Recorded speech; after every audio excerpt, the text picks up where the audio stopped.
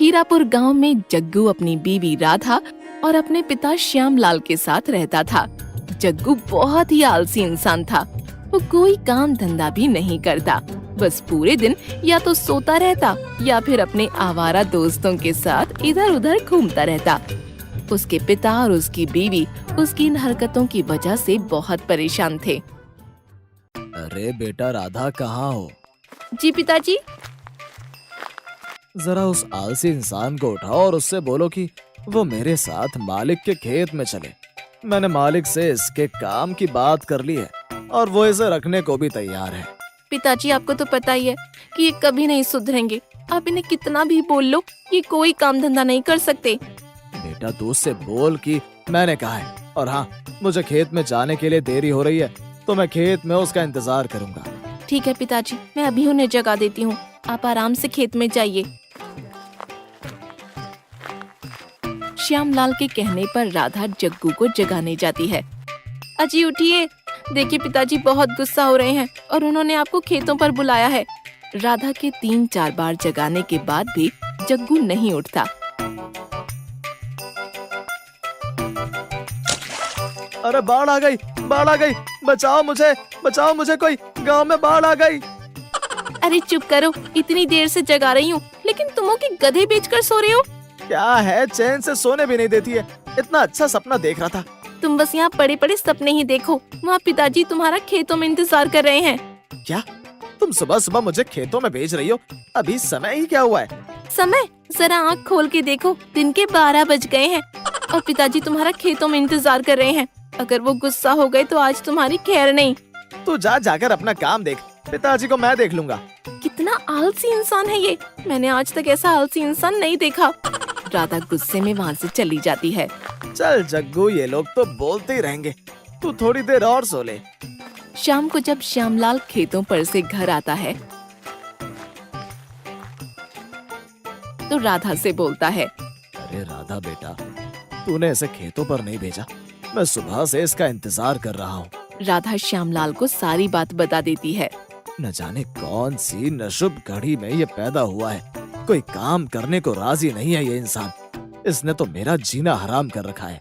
जग्गू की इस हरकत से उसके पिता और बीवी बेचारे बहुत परेशान थे। उस पर किसी बात का कोई असर नहीं पड़ता।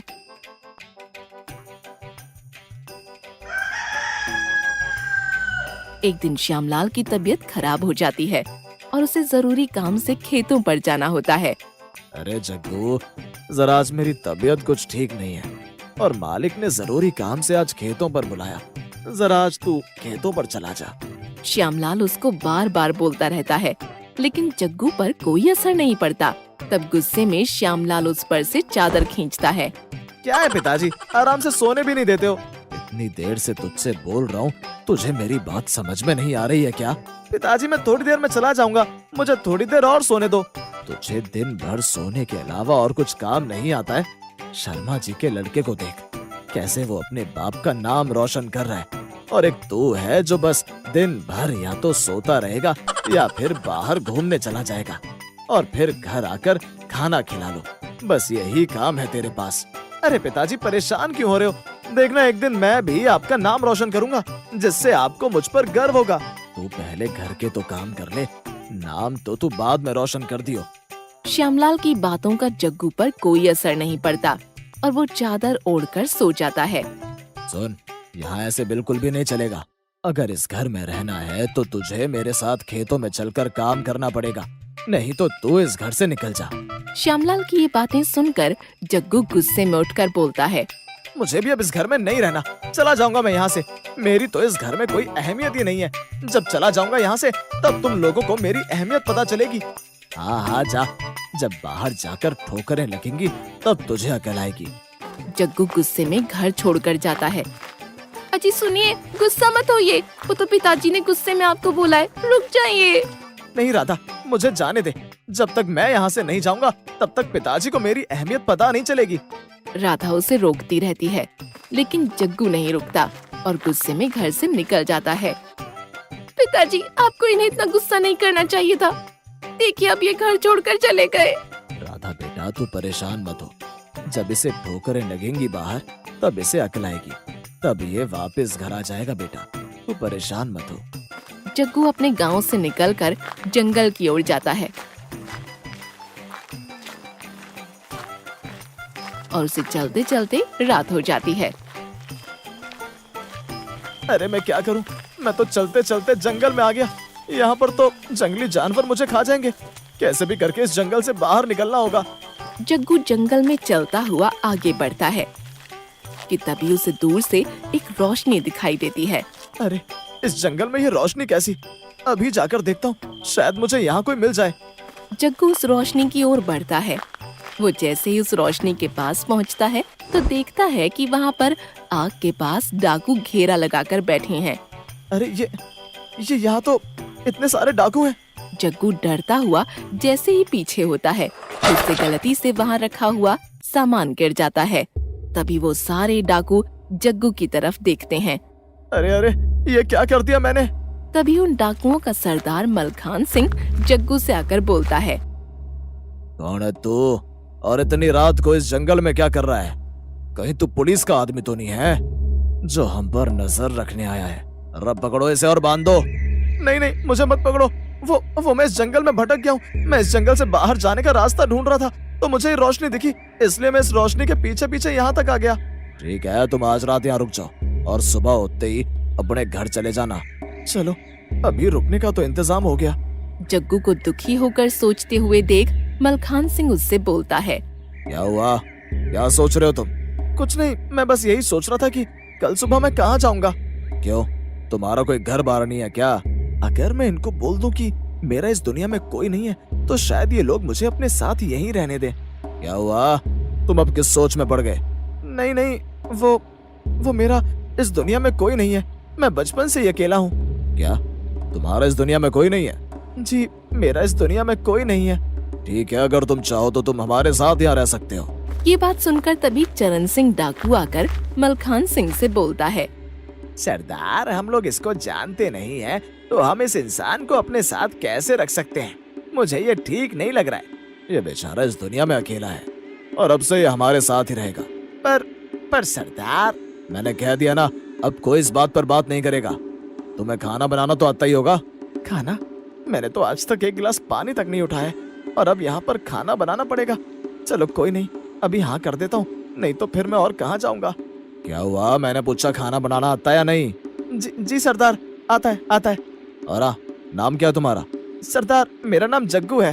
अरे वाह, तुम जग्गू और ये गज्जू।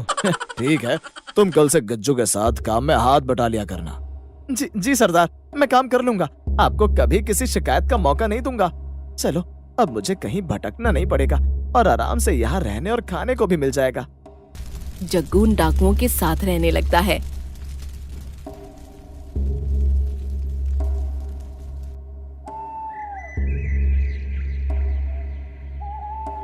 और कुछ दिन तो वो आराम से गज्जू के साथ काम करवा लिया करता था। ऐसे ही दिन बीतते जाते हैं। एक दिन मलखान सिंह जग्गू से बोलता है। अरे ओ जग्गू, आज खाने में क्या बनाया है? सरदार, आज हम दोनों ने मिलकर कढ़ाई पनीर की सब्जी बनाई है। नहीं सरदार, ये सारा खाना जग्गू ने बनाया है। अरे वाह जग्गू, तुम तो बहुत मेहनती हो। चलो अच्छी बात है, ऐसे ही काम करते रहो। और ये लो, ये सारे सोने जवाहरात अंदर बक्से में रख दो। जग्गू पर मलखान सिंह और सभी डाकू भरोसा करने लगे थे। वो धीरे धीरे सबका दिल जीत लेता है।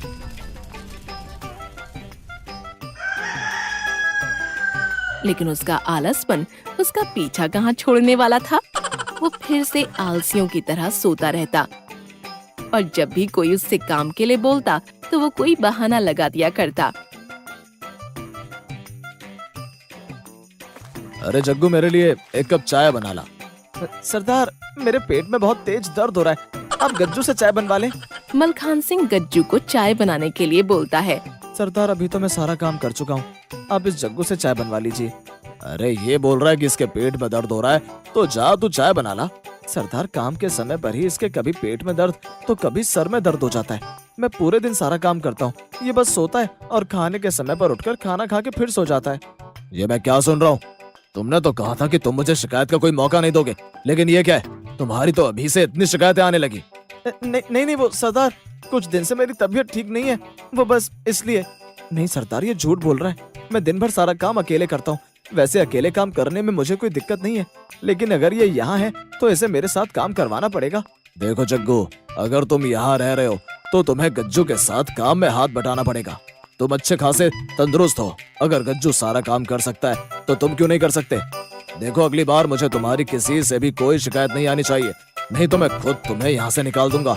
मलखान सिंह की बात सुनकर जग्गू को बहुत गुस्सा आता है और वो अंदर चला जाता है। ये गज्जू और मलखान सिंह की इतनी हिम्मत जो मुझे धमकी दे। ये लोग क्या मुझसे काम करवाएंगे? आज तक मैंने अपने बाप की नहीं सुनी तो इनकी क्या खाक सुनूंगा। वक्त आने पर मैं अपनी इस बेइज्जती का बदला जरूर लूंगा। एक दिन गज्जू को बाजार से आते हुए पकौड़े वाले की दुकान दिखती है, तो वो उससे पकौड़े खरीद कर लाता है।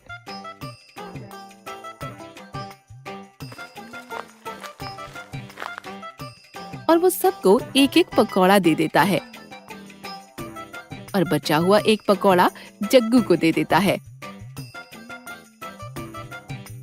सबने ज्यादा पकौड़े खाए और मेरे लिए बस एक ही पकौड़ा बचाया। जग्गू पकौड़े को उठाता है और उसे उस कागज में मलखान सिंह की फोटो दिख जाती है। अरे ये क्या? इस पर तो इस डाकू की फोटो है और ये इस पर तो 5 लाख का इनाम भी है। मलखान सिंह, तूने मुझे धमकी दी थी ना बेटा, अब देख मैं तेरे साथ क्या करता हूँ। तू क्या मुझे यहाँ से निकालेगा? हाँ? तभी गज्जू आकर जग्गू से बोलता है, अरे जग्गू, चल रात होने वाली है, जल्दी से खाना बना लेते हैं, सरदार को भूख लगने वाली होगी। अरे वाह, इन लोगों से बदला लेने के लिए मुझे कितनी अच्छी तरकीब मिल गई है। अरे जग्गू, कहाँ खो गया तू? चल मेरे साथ रसोई में जाकर खाना बनाते हैं। अरे गज्जू भाई, आप रहने दो, आज का खाना मैं बना दूंगा। आप अभी बाजार से आए हो, आप थक भी गए होगे। अरे इसे आज क्या हो गया? ये आज सूरज कहाँ से निकल गया? लगता है सरदार की डांट असर कर गई। अरे गज्जू भाई, क्या हुआ? आप हंस क्यों रहे? अरे कुछ नहीं, मैं कुछ याद आ गया था मुझे बस। अच्छा ठीक है, तू खाना बना ले, मैं इतने थोड़ा आराम कर लेता हूँ। गज्जू आराम करने चला जाता है और जग्गू खाना बनाने की तैयारी करता है। आज मजा आएगा। आज रात को ही मैं यहाँ से सारे सोने जवाहरात चुरा कर भाग जाऊंगा। जग्गू खाना बनाने लग जाता है और खाना बनाने के बाद वो अपनी जेब में से एक नशीली दवाई का पैकेट निकालता है। आज मुझे मेरी बेइज्जती का बदला लेने का मौका मिल ही गया। जग्गू पैकेट से दवाई निकालकर खाने में मिला देता है कि तभी गज्जू रसोई में आता है। अरे जग्गू, आज तो खाने से बहुत अच्छी खुशबू आ रही है। सरदार को तो खाने की खुशबू से भूख भी लगने लग गई। हाँ गज्जू भाई, मैं अभी सबको खाना परोस देता हूँ।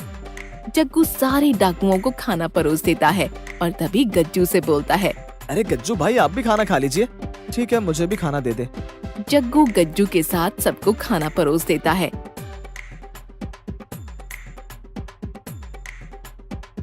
और सभी लोग नशीली दवाई का खाना खाकर वहीं बेहोश हो जाते हैं।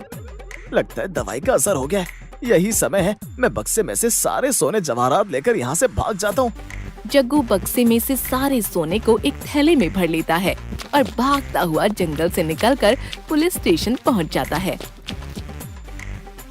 इंस्पेक्टर साहब, आप मेरे साथ अभी चलिए।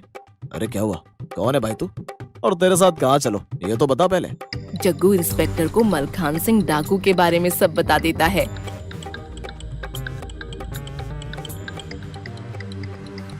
अरे तू सच बोल रहा है ना? वो वही डकैत मलखान सिंह है ना, जिस पर सरकार ने 5 लाख का इनाम रखा है? तू कहीं इनाम के चक्कर में झूठ तो नहीं बोल रहा है? नहीं इंस्पेक्टर साहब, मैं झूठ नहीं बोल रहा हूँ। बेटा देख लियो, अगर ये खबर झूठी निकली तो मैं तेरा क्या हश्र करूंगा। ठीक है इंस्पेक्टर साहब, अगर मेरी खबर झूठी निकली तो आप जो मन करे आप मुझे वो सजा दे देना। इंस्पेक्टर कांस्टेबल से बोलकर पुलिस जीप निकलवाता है। जंगल में उस मलखान सिंह डाकू को पकड़ने के लिए जाता है।